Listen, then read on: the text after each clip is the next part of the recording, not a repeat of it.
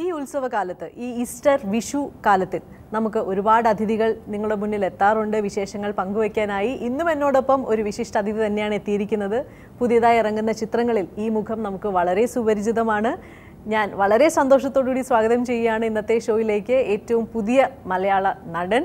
ഞാൻ സ്വാഗതം ചെയ്യുന്നു നീരജ് മാധവ്. നമസ്കാരം നീരജ്, സ്വാഗതം ഇന്നത്തെ ഷോയിലേക്ക്. നീരജിൻ്റെതായി ഏറ്റവും പുതിയതായിട്ട് റിലീസ് ചെയ്തിരിക്കുന്നത് ഒരു വടക്കൻ സെൽഫി എന്ന സിനിമയാണ്. അതിൽ ഒരു നടൻ എന്നതിലുപരി വേറെയും പ്രത്യേകതകളുണ്ട് നീരജിന് ഒരു റോളായിട്ട് ഇതിൽ. അതിലേക്ക് ഞാൻ പിന്നെ വരാം. അപ്പോൾ എന്തൊക്കെയാണ് ഇപ്പോൾ സിനിമാ വിശേഷങ്ങൾ? ഇപ്പോൾ സെൽഫി എനിക്ക് ഭയങ്കര എന്താ പറയുക സ്പെഷ്യലായിട്ടുള്ളൊരു പടമാണ്. കാരണം ഞാൻ സിനിമയിൽ വരുന്നതിന് മുന്നേ ഈ മലർവാടി എന്ന് പറയുന്ന സിനിമ ഇറങ്ങുമ്പോൾ നമ്മളൊരു ആസ്പയറിംഗ് ആയിട്ടുള്ള പുതിയൊരു സിനിമയിലേക്ക് വരാൻ ആഗ്രഹിക്കുന്ന ഒരാൾക്ക് അയ്യോ വിനീതേട്ടൻ കറക്റ്റ് ഒരാളാണല്ലോ നമ്മളെ പറഞ്ഞാൽ ചിലപ്പോൾ നമ്മളെ ആഗ്രഹങ്ങൾ മനസ്സിലാകുന്ന അതെ അപ്രോച്ചബിൾ. പക്ഷെ അന്ന് ഞാൻ സംവിധാനം ചെയ്യാൻ നടന്നിരുന്ന ആളായിരുന്നു. അപ്പോൾ ഞാൻ ഡയറക്ഷൻ സ്റ്റുഡൻ്റ് ആയിരുന്നു. അഭിനയം ആഗ്രഹമുണ്ട് ഇല്ലെന്നല്ല, പക്ഷെ നമുക്കൊരു കോൺഫിഡൻസ് സംവിധാനത്തിലൂടെ അപ്പം അങ്ങനെയൊക്കെ ഒരു ആഗ്രഹത്തിൽ ഇങ്ങനെ അസിസ്റ്റ് ചെയ്യാൻ പറ്റുകയാണെങ്കിൽ വിനീതേട്ടനെ കണ്ടാൽ ചിലപ്പോൾ നമ്മുടെ ആഗ്രഹങ്ങളും വിഷമങ്ങളൊക്കെ പറഞ്ഞാൽ മനസ്സിലാവുന്നതൊക്കെ ആഗ്രഹിച്ചിരുന്ന ഒരാളാണ്. അപ്പോൾ ആ ആളുടെ കൂടെയാണ് ഞാൻ ഇന്ന് ആ ഒരു ഗ്യാങ്ങിൽ ഒരാളായിട്ട് വർക്ക് ചെയ്യുന്നു. അത് വളരെ സന്തോഷമുള്ളൊരു കാര്യം. പിന്നെ വിത്ത് നിവിനും അജുവിൻ്റെയും കൂടെ ഓൾറെഡി വർക്ക് ചെയ്തിട്ടുണ്ട്. അവർ നല്ലൊരു റാപ്പും ഉണ്ട്. 83 മുതലുള്ള ബന്ധമാണ്. അജുബായിൻ്റെ ആദ്യത്തെ പടി മുതൽ അജുബായിട്ടുള്ള ബന്ധമാണ്. അപ്പോൾ അവരൊക്കെ പിന്നെ ജോമോൻ ചേട്ടനും നേരത്തെ അറിയാം. അപ്പോൾ അവരൊക്കെ എനിക്ക് തോന്നുന്നു ആ ഒരു ടീമിലേക്ക് ഒരു പുതിയ ആളെന്നുള്ള രീതിയിൽ എനിക്ക് ആയിരുന്നില്ല, ഒരു ടീം സെറ്റായിരുന്നു. പിന്നെ പ്രജിത്തേട്ടൻ 83 മുതൽ 20 വർഷമായിട്ട് അസോസിയേറ്റ് ചെയ്യുന്ന സിനിമയുടെ മുഴുവൻ പേരാണ് ആൾക്കാർ 1983 സിനിമയെ കുറിച്ചാണ് പറയുന്നത്. അല്ലെങ്കിൽ എല്ലാവരും നീരജ് 83-ലെ ജനിച്ചു പോയ ആളാണെന്ന് വിചാരിക്കട്ടോ. ഈശ്വര, എനിക്ക് അത്രയൊന്നും പ്രായമില്ല കേട്ടോ. അപ്പം എന്താ പറയുക 1983 എന്ന് പറയുന്ന സിനിമയിൽ അസോസിയേറ്റ് ചെയ്തിരുന്ന പ്രജിത്തേട്ടനെ നമുക്ക് എന്താ പറയുക അന്ന് മുതലേ ഭയങ്കര കൂളായിട്ടുള്ളൊരു പടം ചെയ്യുകയാണെങ്കിൽ എന്തായാലും ഇത് ചെയ്യണം എന്നൊരു ആഗ്രഹമാണ്. അപ്പോൾ ഈ പ്രോജക്റ്റ് ആവുന്നതിന് മുന്നേ തന്നെ പ്രജിത്തേട്ടൻ പറഞ്ഞൊരു ക്യാരക്ടർ ഉണ്ടാവും നീരജ് എന്ന് പറഞ്ഞിരുന്നു. അങ്ങനെ ഇതിലേക്ക് എത്തി. അപ്പോൾ എത്തിക്കഴിഞ്ഞ് വളരെ ഞാൻ പറയട്ടെ കൂട്ടായ്മകളിലൂടെ ഉണ്ടാകുന്ന സിനിമയ്ക്കുള്ള ഒരു എനർജി ഉണ്ടല്ലോ, അത് ഈ സിനിമയ്ക്കുണ്ട്. നമ്മളെല്ലാവരും ഭയങ്കര ആസ്വദിച്ച് ചെയ്തൊരു പടം, എല്ലാവരും ഈക്വൽ ഇൻവോൾവ്ഡ് ആയിട്ട് ഒരു പോസിറ്റീവ് വൈബ് എന്നൊക്കെ നമ്മൾ പറയില്ല. ആ സെറ്റിൽ നമുക്ക് പോകാൻ ആഗ്രഹം, അവിടെ നിന്ന് വരണ്ടെന്ന് തോന്നുന്നു, അങ്ങനെ ഒരു സെറ്റായിരുന്നു. പിന്നെ കഥാപാത്രത്തെ പറ്റി പറയുകയാണെങ്കിൽ വളരെ വ്യത്യസ്തമായ തങ്കമ്മ എന്നൊരു കഥാപാത്രത്തിന് പേരും. എങ്ങനെയാണ് തങ്കമ്മയിലേക്ക് എത്തിപ്പെട്ടത്? അത് തങ്കമ്മ ഞാൻ ഇതിനു മുന്നേ ചെയ്തതൊക്കെ ഭയങ്കര നിഷ്കളങ്കതയുടെയും വിധേയത്വത്തിന്റെയും പര്യായമായ. അപ്പോൾ ഇതിൽ എനിക്ക് തോന്നുന്നു പ്രജിത്തേട്ടൻ അങ്ങനെ ഒരു വിനീതേട്ടനും ഞാൻ അങ്ങനെ ഒരു സാധനം ചെയ്താൽ എങ്ങനെ ഉണ്ടാവും എന്നുള്ളൊരു ലൗഡായിട്ടുള്ളൊരു സംഭവമാണ്. അപ്പം ചെറുതായിട്ട് മീശയൊക്കെ പിരിച്ച് അപ്പോൾ ഒരു അല്ല അതിനുശേഷവും ഇത് എടുക്കാനുള്ള ഒരു സാഹചര്യം ഇതുവരെ ഉണ്ടായിട്ടില്ല. അപ്പം എന്താ പറയുക ഒരു ടിപ്പിക്കൽ തലശ്ശേരിക്കാരൻ എവിടെയാ പോകുന്നത് എന്തല്ല എന്നൊക്കെ പറഞ്ഞാൽ അങ്ങനെ സാധനമാണ്. അപ്പോൾ അത് അങ്ങനെ ഒരു സംഭവം എനിക്ക് തോന്നുന്നു ഒരു ചേഞ്ച് ഓവർ രസമായിട്ട് വന്നിട്ടുണ്ടെന്നാണ് എനിക്ക് തോന്നുന്നത്. ഇപ്പൊ എന്നോട് പറഞ്ഞ ഒരു കണ്ണൂർ സ്ലാങ് ഉണ്ടല്ലോ, കണ്ണൂർകാരനാണ്, അപ്പൊ അത് സ്വാഭാവികമായിട്ട് വന്നോളും. അത് ഈ ചിത്രത്തിൽ ഒരുപാട് സഹായിച്ചിട്ടുണ്ട്. അത് ഈ ചിത്രത്തിൽ അങ്ങനെ സ്ലാങ് ഉപയോഗിക്കേണ്ടി വന്നിട്ടില്ലേ? ഉണ്ട്. എന്റെ ക്യാരക്ടർ നല്ലോണം കണ്ണൂർ ഭാഷ ഫോളോ ചെയ്തിട്ടുണ്ട്. ഞാൻ കണ്ണൂർക്കാരനാണെങ്കിൽ ഞാൻ ജനിച്ചു വളർന്നതൊക്കെ കോഴിക്കോടാണ്. പ്രാക്ടിക്കലി ഞാനൊരു കോഴിക്കോടുകാരനാണ്. പക്ഷെ എനിക്കറിയാം കണ്ണൂർ സ്ലാങ് എനിക്ക് പറയാൻ ബുദ്ധിമുട്ടില്ല. അതുകൊണ്ട് അത് പടത്തിൽ നന്നായിട്ട് ഉപയോഗിക്കാൻ പറ്റി. അപ്പോൾ ഒരു ഫിലിം ബാക്ക്ഗ്രൗണ്ട് എന്ന് പറയുന്നത് നീരജിനില്ല. ഇല്ല, അച്ഛൻ ഡോക്ടറാണ്. അതെ, അമ്മ ടീച്ചറാണ്. അപ്പൊ അതുപോലെ ആ ഒരു വഴിയിലേക്ക് പോകാൻ ഒരു ഉന്തുണ്ടായിരുന്നോ? എഞ്ചിനീയർ ആവണം അല്ലെങ്കിൽ ഡോക്ടർ ആവണം? ഞാൻ ഈ യൂത്ത് ഫെസ്റ്റിവൽ കാലഘട്ടം മുതലേ ഇങ്ങനെ കലാപരമായിട്ടൊക്കെ ഇൻവോൾവ് ആയിരുന്നു. പിന്നെ +2 ഒക്കെ ആയപ്പോഴേക്കും ഒരു റിയാലിറ്റി ഷോയിൽ ഒരു ഡാൻസ് ഷോയിൽ വന്നു. അതെ, ഡാൻസ് ഷോയിൽ എത്തിയിട്ടുണ്ട്. പിന്നെ അത് കൂടാതെ ഉണ്ട് കേട്ടോ വലിയൊരു സംഭവം. ഇങ്ങനെ എളിമ കൊണ്ട് പറയാത്തതാണ്. ചെന്നൈയിൽ നടന്ന ഒരു വലിയൊരു കോമ്പറ്റീഷനിൽ വലിയ ഫ്രഷ് ഫേസ് അവാർഡൊക്കെ കിട്ടിയതൊക്കെയാണ് വന്നിരിക്കുന്നത്. അങ്ങനത്തെ ചില പരിപാടികളൊക്കെ ഉണ്ടായിരുന്നു. അതൊക്കെ അപ്പോൾ അതുകൊണ്ട് അപ്പോൾ ഈ +2 സയൻസ് ആയിരുന്നു, ഞാൻ ബയോമാത്സ് ആയിരുന്നു. അപ്പോൾ അച്ഛനും അമ്മയ്ക്കും ഞാൻ എഞ്ചിനീയറിങ്ങോ മെഡിസിനോ ഒക്കെ അതാണല്ലോ നമ്മുടെ ഒരു ടിപ്പിക്കൽ പരിപാടി. പക്ഷെ ഞാൻ മറുത്തൊന്ന് പറഞ്ഞപ്പോൾ അവരെന്നെ പുഷ് ചെയ്തില്ല ഒരിക്കലും. കാരണം അതുകൊണ്ടാണ് എനിക്ക് തോന്നുന്നു ഞാൻ ഇന്ന് ഇവിടെ നിൽക്കുന്നത്. കാരണം ഞാൻ അങ്ങനെ ഒറ്റയ്ക്ക് ഇറങ്ങി തിരിച്ച് കാര്യങ്ങൾ നടത്തുന്ന അങ്ങനത്തെ ഒരാളെന്ന് ഭയങ്കര മടിയുള്ള വളരെ കൂട്ടിയത്. അപ്പം അത് അവരുടെ ഒരു സപ്പോർട്ട് കൊണ്ട് തന്നെയാണ് എനിക്ക് ഇവിടെ എത്താൻ പറ്റിയത്. അങ്ങനെ ഒരു ചോയ്സ് പറഞ്ഞപ്പോൾ തീർച്ചയായിട്ടും അവർ കൂടെ നിന്നിരുന്നു. പിന്നെ അതിനകത്ത് അനിശ്ചിതത്വങ്ങൾ, സിനിമയുടെ അനിശ്ചിതത്വങ്ങൾ എല്ലാവർക്കും പേരൻസിനൊക്കെ പേടിയുണ്ടായിരുന്ന പോലെ പിന്നെ നമ്മൾ പ്രൂവ് ചെയ്യാന്നുള്ളതാണ് നമ്മുടെ ഭാഗം. അപ്പൊ അത് കുഴപ്പമില്ലാത്ത രീതിയിൽ. അപ്പൊ അങ്ങനെ ഗ്രാജുവേഷൻ കഴിയുന്നതോടുകൂടി ഞാൻ തീരുമാനിച്ചിരുന്നു സിനിമയാണ്. അപ്പൊ എന്തായാലും വടക്കൻ സെൽഫിയിൽ എത്തി നിൽക്കുമ്പോൾ ഒരു കൊറിയോഗ്രാഫറും കൂടെ ആവാനുള്ള ചാൻസ് കിട്ടി. അത് യാദൃശ്ചികമായിട്ട് കിട്ടിയതാണോ ലാസ്റ്റ് മിനിറ്റിൽ? എന്നാ പിന്നെ നീരജ് നീ തന്നെ സ്റ്റെപ്പ് ഇട്ടോ എന്ന് പറഞ്ഞ ഒരവസ്ഥയിൽ അതാണ് സംഭവം. അതെന്താ സംഭവിച്ചാല് ഞാൻ ജോമോൻ ചേട്ടൻ അറിയാം ഞാൻ ഡാൻസറാണെന്നുള്ളത്. അപ്പോൾ ഈ സോങ് എന്നെ തല്ലേണ്ടമ്മ എന്ന് പറയുന്ന സോങ് ഷൂട്ട് ചെയ്യുന്നതിൻ്റെ ഒരു 3 days അല്ല ഒരു 1 week മുന്നേ ആരെയാണെന്ന് കൊറിയോഗ്രാഫർ ഫിക്സ് ചെയ്തിട്ടില്ല. അപ്പം നിവിൻ, അജു, ഞങ്ങൾ 3 പേരെ പാട്ടിലുള്ളൂ. അപ്പം കൊറിയോഗ്രാഫറെ നീരജ് ചെയ്യുന്നോ എന്ന് എൻ്റെ അടുത്ത് വെറുതെ പാട്ട് കേൾപ്പിച്ചു തന്നിട്ട് എൻ്റെ അടുത്ത് ജോമോൻ ചേട്ടൻ ചോദിച്ചു. വിനീതേട്ടൻ പറഞ്ഞു നീരജ് ചെയ്യാൻ പറ്റുമെങ്കിൽ നീ ചെയ്തോ നമുക്ക്. അപ്പം ഞാൻ ഓക്കെ, എനിക്കൊരു ത്രില്ലായി. ഞാൻ പാട്ട് കേട്ടപ്പോൾ നല്ല ഫങ്കി ബീറ്റ്സ്, നല്ല കൊള്ളാം, ഒരു പുതിയ പരിപാടി. അങ്ങനെ ഞാനങ്ങത് ഏറ്റെടുത്തു. ഞാൻ ഏറ്റെടുത്ത കൊണ്ടാണോ എന്തോ നിവിനും അജു നല്ല ഉഴപ്പായിരുന്നു. റിഹേഴ്സലിന് വന്നില്ല. ഒരു പരിപാടി നമുക്ക് അവിടെ നിന്ന് ചെയ്യടാ. റിഹേഴ്സലിന് അവിടെ പോയപ്പോഴേക്ക് ഇതാണ് സീൻ, മറ്റേ ഡാൻസ് മാസ്റ്റർ വിക്രം. അപ്പം അപ്പൊ അജു ആണ് ഒടുക്കത്തെ മടിയാണ്. അപ്പൊ അജു എടാ മതി, ഇത്ര സ്റ്റെപ്പ് മതി, എന്നെ കൊണ്ട് ഇത്ര സ്റ്റെപ്പേ ചെയ്യാൻ പറ്റുള്ളൂ. ഞാൻ കളിക്കുന്നത് മതി. ഞാൻ പറഞ്ഞു പറ്റൂല, ചെയ്തിട്ട് പോയാൽ മതി കേട്ടോ എന്ന് പറഞ്ഞിട്ട് അങ്ങനെ ഇവരെ. പക്ഷെ നിവിൻ പെട്ടെന്ന് പിക്കപ്പ് ചെയ്യും കേട്ടോ, നല്ല ഡാൻസ് ചെയ്യും നന്നായിട്ട്. ഇങ്ങനെ കൊണ്ടാണ് അവസാനം പിടിച്ചു കൊണ്ടെന്ന് നമ്മള് മടിയെന്നൊക്കെ പറഞ്ഞുണ്ടല്ലോ, 1.5 മടിയനാ. അവസാനം ഞങ്ങൾ കൊണ്ടുവന്ന് തുള്ളിച്ചെടുത്തു. പക്ഷെ എൻ്റെ ഔട്ട് വന്നപ്പം എനിക്ക് തോന്നുന്നു ഞാൻ അധികം ഡാൻസിനേക്കാൾ നമ്മൾ കോൺസെൻട്രേറ്റ് ചെയ്തത് കുറെ സീക്വൻസുകളാണ്. ഇങ്ങനെ മറ്റേ നിന്ന് പാട്ട് നിന്ന് പോകുന്നതും അങ്ങനത്തെ കുറെ. അപ്പൊ അതൊക്കെ വർക്ക്ഔട്ട് ആയെന്ന് തോന്നുന്നു എനിക്ക്. അത് കഴിഞ്ഞിട്ട് ജോമോൻ ചേട്ടൻ്റെ ഒരു ചില ലെൻസിങ്ങും പരിപാടികളൊക്കെ ഉണ്ടായിരുന്നു. ഒരു ടിൽറ്റ് ആൻഡ് ഷിഫ്റ്റ് ലെൻസും ഒരു ലൈറ്റ്, ഒരു പാട്ട് കണ്ടാൽ നമുക്കൊരു ഇന്റർനാഷണൽ അപ്പീൽ കിട്ടും പാട്ടിനകത്ത്. അങ്ങനെ ഒരു രീതിയിൽ പുള്ളി ട്രീറ്റ് ചെയ്തു, ഒരു മിനിമൽ സെറ്റപ്പിൽ. പിന്നെ ഒരു ഗ്രാഫിക്സും അതിൻ്റെ ഒരു ഇത് പരിപാടികളൊക്കെ ചെയ്ത് വന്നപ്പോഴേക്ക് ഔട്ട് ഒരു നല്ല രസമായിട്ട് വന്നു. അതിപ്പം യൂട്യൂബിലൊക്കെ വളരെയധികം ഹിറ്റായി. ഷാൻ റഹ്മാന്റെ സംഗീതം, നിവിൻ പോളി നായകനായിട്ട് അഭിനയിക്കുന്നു, അങ്ങനത്തെ ഒരു സിനിമ വരുമ്പോൾ ഡെഫിനറ്റ്ലി പാട്ടുകൾക്കൊക്കെ വളരെ ഇമ്പോർട്ടൻസ് കൊടുത്തായിരിക്കും അവര്, നല്ല എഫേർട്ട് എടുത്ത് ഇമ്പോർട്ടൻസ് കൊടുത്തായിരിക്കും അവര് ചെയ്തിട്ടുണ്ടാവുക. അപ്പോൾ വളരെ ഹിറ്റാൻ പോകുന്ന ഒരു പാട്ടെന്നുള്ള ധാരണ എന്തായാലും ഉണ്ട് എല്ലാവർക്കും ഓൾറെഡി. അങ്ങനത്തെ ഒരു പാട്ടിന് കൊറിയോഗ്രാഫി ചെയ്യാന്ന് പറയുമ്പോൾ അതൊരു ഭയങ്കര റെസ്പോൺസിബിലിറ്റി ആയിട്ട് തോന്നിയില്ല? അതൊരു ഏറ്റെടുക്കണോ? ഞാനത് ഇത്രയും വലിയൊരു സിനിമ, ഇത്രയും നല്ലൊരു പാട്ട് എന്തായാലും ഹിറ്റാവും, യൂട്യൂബിലൊക്കെ ആദ്യമേ തന്നെ വരും, അപ്പോൾ കൊറിയോഗ്രാഫി ചെയ്യാന്ന് അത് ഒറ്റയടിക്ക് ചാടി അങ്ങ് സമ്മതിച്ചോ? അതോ?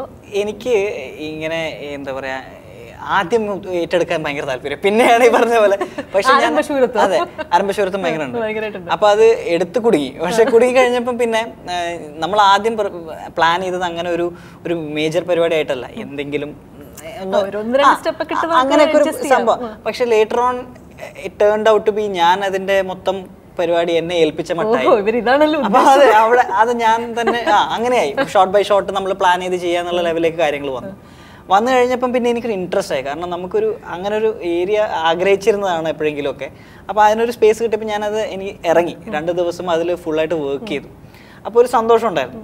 അപ്പം ആദ്യം ഞാൻ നമ്മൾ പേര് വെക്കണമെന്ന് പോലും ചിന്തിച്ചിരുന്നില്ല, കാരണം എത്രത്തോളം ഞാൻ ഇതിൽ ഇൻവോൾവ് ആവുന്നത്. പക്ഷെ ചെയ്തു കഴിഞ്ഞപ്പോൾ വിനീതേട്ടനും ഡയറക്ടറും ഒക്കെ പറഞ്ഞു, നീ ഒരു ഫുൾ സോങ് തന്നെ ചെയ്തിട്ടുണ്ടല്ലോ, അപ്പം നമുക്ക് ഇത് ഒഫീഷ്യൽ ആക്കാം എന്ന് പറഞ്ഞു. അങ്ങനെയാണ് അപ്പം അതിലേക്ക് വരുന്നത്. അപ്പം ശരിക്കും ഒരു ഹോംവർക്ക് പോലെ ചെയ്തിട്ടുണ്ടോ? പാട്ടിട്ട് കേട്ട് തന്നെ റൂമിൽ നിന്ന് സ്റ്റെപ്പ് ഒക്കെ ഉണ്ടാക്കി? ഒരുപാട് ദിവസങ്ങളൊന്നും ഉണ്ടായിരുന്നില്ല, പക്ഷെ ഉള്ള സമയത്ത് ചെയ്തിട്ടുണ്ട്. കാരണം എന്നാൽ നമുക്ക് വിഷ്വൽസ് കിട്ടിയാലല്ലേ ഓരോ ഫ്രഷ് ആയിട്ട് എന്തെങ്കിലും പരിപാടികൾ കൊണ്ടുവരാം.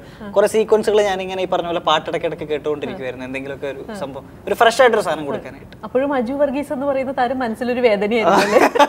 നിവിൻ കളിക്കും, കുഴപ്പമില്ല, ഞാനും കളിക്കും. ഞാൻ 2 പേരും വിളിച്ചതാ, എടാ റിഹേഴ്സലൊക്കെ എന്തിനാണ്, നമുക്ക് അവിടെ നിന്ന് രാവിലെ നോക്കാം, നീ ഇടുന്ന സ്റ്റെപ്പല്ലേ അവസാനം, ഇതൊന്നും സ്റ്റെപ്പ് ഇതൊന്നും ചെയ്യാൻ പറ്റില്ല, അങ്ങനെ അവസാനം. പക്ഷെ എന്തായാലും ഔട്ട്കം വളരെ നന്നായി, വളരെ സക്സസ്ഫുൾ ആയി, ഒരുപാട് നല്ല നല്ല കമന്റ്സും കിട്ടി അല്ലേ? അപ്പൊ ഇനിയും കൊറിയോഗ്രാഫർ ആകാൻ ആഗ്രഹമില്ലെങ്കിലും അങ്ങനെ വരട്ടെ. ഞാൻ സ്പെഷ്യൽ ആയിട്ട് ഒരു പാട്ടൊക്കെ ഒന്ന് കൊറിയോഗ്രാഫി ചെയ്ത് തരാം.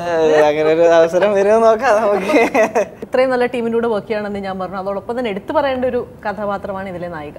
മഞ്ജിമയുടെ നായികയായിട്ടുള്ള ആദ്യത്തെ സിനിമയാണ്, ബാലതാരമാണ്, നമുക്കറിയാം, ഒരുപാട് ചിത്രങ്ങളിൽ അഭിനയിച്ചിട്ടുണ്ട്. അപ്പോൾ എങ്ങനെയായിരുന്നു മഞ്ജിമയായിട്ടുള്ളൊരു റാപ്പോ? ഓൾറെഡി 2 പ്രാവശ്യം സ്റ്റേറ്റ് അവാർഡ് കിട്ടിയിട്ടുള്ള ആളാണ്. ഓൾറെഡി പ്രോ, നമ്മളെ സീനിയറാ. പക്ഷെ ഞങ്ങൾ അങ്ങനെ ഒന്നും വിട്ടുകൊടുത്തില്ല.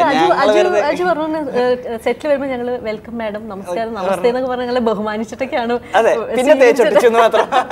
അത് കഴിഞ്ഞിട്ട് പക്ഷെ അപ്പൊ പുള്ളിക്കാരിയെ ഡെയിലി മറ്റേ സെറ്റിൽ വന്നിട്ട് പണ്ടങ്ങാണ്ട് സെറ്റിൽ ഇരുന്നല്ലേ എന്നൊക്കെ പറഞ്ഞിട്ട് പ്രൊഡ്യൂസറും ഡയറക്ടറും വിളിക്കും. അവള് സെറ്റിൽ വന്ന് കിടന്നുറങ്ങും. അപ്പൊ ഞങ്ങളുടെ പരിപാടി ഇവളെ ആക്കുക, അവള് തിരിച്ചാക്കുക. ഭയങ്കര കമ്പനിയായിരുന്നു. അവളൊരു ഭയങ്കര ലൈവായിട്ടുള്ളൊരു ഒരു സ്പാർക്കുള്ള ഒരാളാണ്. അപ്പോൾ എനിക്ക് തോന്നുന്നു ആ ഒരു ബബ്ലി ക്യാരക്ടറൊന്നും അല്ല സിനിമയിൽ വന്നിട്ടുള്ളത്. കുറച്ച് ചലഞ്ചിങ് ആയിട്ടുള്ള ഒരു ഇത്തിരി ഹെവി ആയിട്ടുള്ള ഒരു സംഭവം. അപ്പോൾ എനിക്കൊന്ന് സ്റ്റാർട്ട് ചെയ്യാൻ ഇത്ര ഹെവി സാധനം വരുമ്പോൾ അതിന് ശേഷം ഇനി എന്തും നമുക്ക് ചെയ്യാവുന്ന രീതിയിലേക്ക് ഉള്ളൊരു ക്യാരക്ടറാണ്. അപ്പോൾ എനിക്ക് തോന്നുന്നു ഭാവിയിലേക്ക് അത്യാവശ്യം ഒരുപാട് ക്യാരക്ടേഴ്സൊക്കെ ചെയ്യാവുന്ന രീതിയിലുള്ള ടാലൻറ്റഡ് ആയിട്ടുള്ള ഒരു ആർട്ടിസ്റ്റാണ് മഞ്ജിമ എന്ന് എനിക്ക് തോന്നിയിട്ടുള്ളത്. അപ്പോൾ മഞ്ജിമയുടെ ആദ്യം നായികയായിട്ട് അഭിനയിച്ച സിനിമയിൽ ഒരു ഭാഗം ആവാനായിട്ട് എത്രയോ അവാർഡുകളൊക്കെ കിട്ടുമ്പോൾ അപ്പോൾ നീരജ് ഭാഗമായത് പറയാലോ, അത് വലിയൊരു കാര്യമല്ലേ. പണ്ട് മലർവാടി ആർട്സ് ക്ലബ്ബ് ഇറങ്ങിയ സമയത്ത് ഇങ്ങനെ നോക്കി ആഗ്രഹിച്ചിട്ടുണ്ട് വിനീത് ശ്രീനിവാസനെ ഒന്ന് പരിചയപ്പെടണം, എൻ്റെ ആഗ്രഹങ്ങൾ പറയണം. ഇപ്പോൾ നമ്മൾ സംസാരിച്ചിരിക്കുമ്പോൾ നിങ്ങൾ ഒരുമിച്ച് അഭിനയിച്ച സിനിമ ഞങ്ങൾക്ക് മുന്നിൽ എത്തിയിരിക്കുകയാണ്. അത് ശരിക്കും ഒരു ഡ്രീം കം ട്രൂ മൊമെന്റ് അല്ലേ ഇപ്പോൾ? തീർച്ചയായിട്ടും അതെ. അവരൊക്കെ നമ്മളെ കൂടെ ഇരുന്ന് സംസാരിക്കുകയും നമ്മളുടെ സജഷൻസ് അങ്ങോട്ടും ഇങ്ങോട്ടും പറയുകയും ചെയ്യുന്ന ഒരു ലെവലിലേക്ക് എത്താന്ന് പറയുന്നത് it's a dream come true. അത് വലിയൊരു കാര്യമാണ്, ഞാൻ തിരിച്ചറിയുന്നുണ്ട്. അപ്പം എന്താ പറയാ, അതിനിപ്പോൾ എന്താ ചെയ്യാൻ പറ്റുക?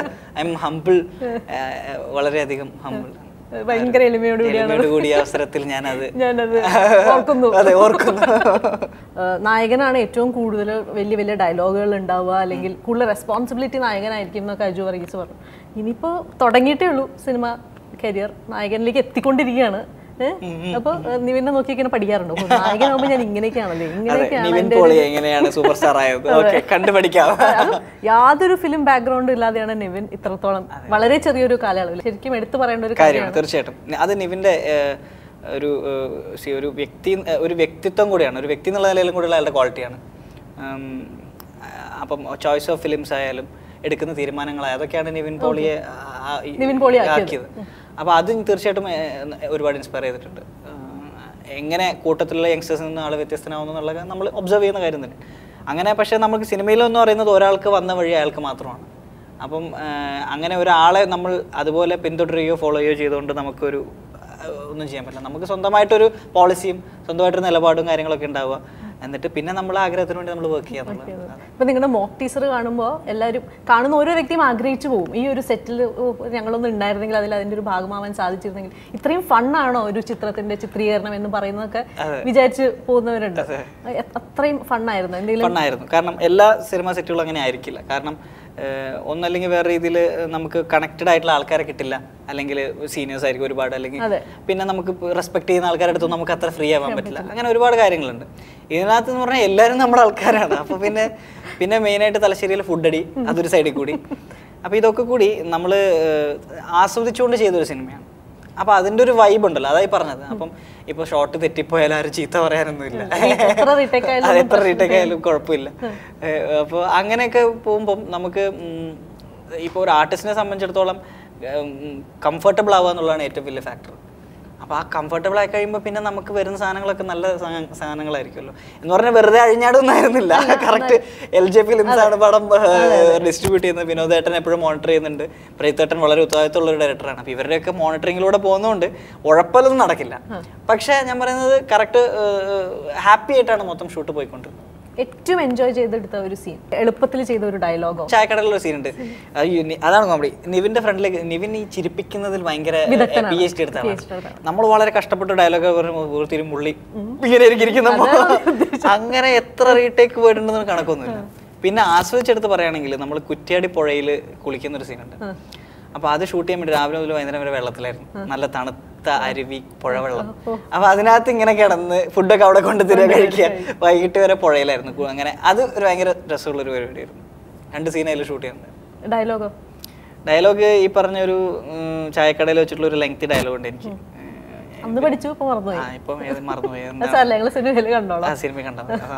വിനീതും അങ്ങനെ ഒരുപാട് അഭിപ്രായങ്ങൾ പറയുന്ന, അല്ലെങ്കിൽ ഇനിയും മെച്ചപ്പെടുത്താം എന്ന് പറയുന്ന ഒരു സുഹൃത്തും സംവിധായകനും എഴുത്തുകാരനല്ലേ? തീർച്ചയായിട്ടും അതെ. കാരണം ഫീഡ്ബാക്ക് നമ്മളെല്ലാവരും നിന്നും ആഗ്രഹിക്കുന്ന ഒരു കാര്യമാണ്. അപ്പം വിഷമിപ്പിക്കുന്ന ഫീഡ്ബാക്ക് ആരെങ്കിലും തന്നിട്ടുണ്ടോ? വിഷമിപ്പിക്കുന്ന പറഞ്ഞു കഴിഞ്ഞാൽ ഞാൻ എത്ര എഫേർട്ട് എടുത്താൽ അത് ചെയ്തു, എന്നാലും എന്നിട്ടും അവർക്ക് അത് ഇഷ്ടപ്പെട്ടില്ലേ എന്ന് തോന്നുന്ന 2 കാര്യങ്ങളാണ്. ഒന്ന്, നമുക്ക് തന്നെ നമ്മളെ പറ്റി ഒരു ജഡ്ജ്മെന്റ് ഉണ്ടാവും. അപ്പൊ ആ ജഡ്ജ്മെന്റിന്റെ പുറത്ത് വേറെ ആൾ പറയുമ്പോൾ ടോട്ടലി ഓപ്പോസിറ്റ് ആയിട്ടൊരു കാര്യം പറയുമ്പോൾ അത് നമ്മൾ തിരിച്ചറിയണം. എല്ലാം കേട്ട് അതുപോലെ നമ്മൾ ചെയ്യുമ്പോഴേക്ക് നമുക്കറിയാം നമ്മുടെ ഭാഗത്ത് എവിടെയൊക്കെ. അപ്പം അതിന്റെ പുറത്തൊരാൾ പറയുമ്പോൾ ശരിയാണെന്ന് നമുക്ക് മനസ്സിലാവും. കാരണം നമുക്ക് എല്ലാം നമ്മൾ കണ്ണാടി കാണാൻ പറ്റില്ലല്ലോ. അപ്പൊ വിനീതണ്ണൊക്കെ കറക്റ്റ് ജഡ്ജ്മെന്റ് പറയുന്ന ഒരാളാണ്.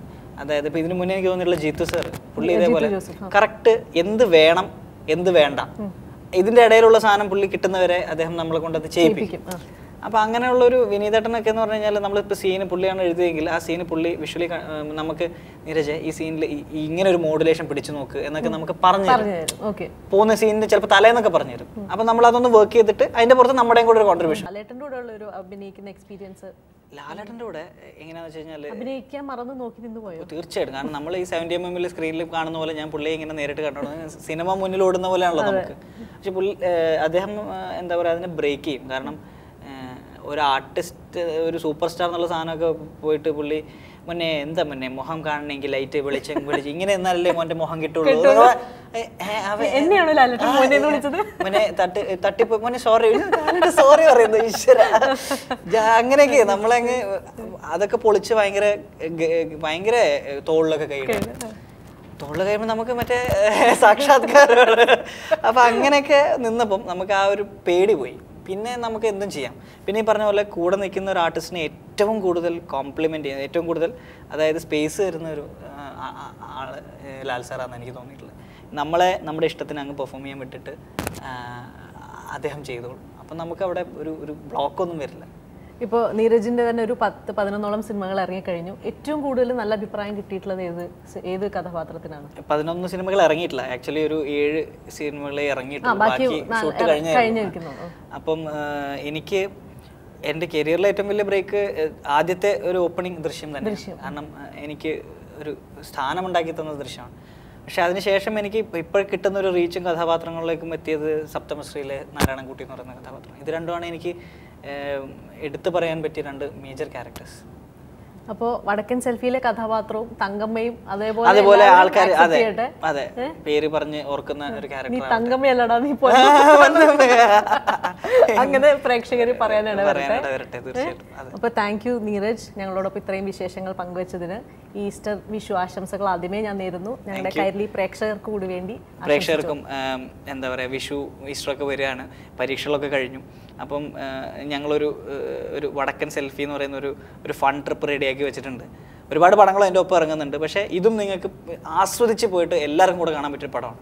അപ്പം അത് കാണുക. അതിനോടൊപ്പം ഞാൻ എല്ലാ കൈരളി TV പ്രേക്ഷകർക്കും എൻ്റെ ഹൃദയം നിറഞ്ഞ വിഷു ഈസ്റ്റർ ആശംസകൾ നേരുന്നു. നന്ദി. Thank you Neeraj. അപ്പോൾ നീരജിൻ്റെ വിശേഷങ്ങൾ നമ്മൾ കേട്ടു. എല്ലാവരും ഒരു വടക്കൻ സെൽഫി എന്ന ചിത്രം തീർച്ചയായും കാണണം. നമുക്ക് വീണ്ടും കണ്ടുമുട്ടാം. എല്ലാ പ്രിയപ്പെട്ട പ്രേക്ഷകർക്കും ഈസ്റ്റർ വിഷു ആശംസകൾ. നമസ്കാരം.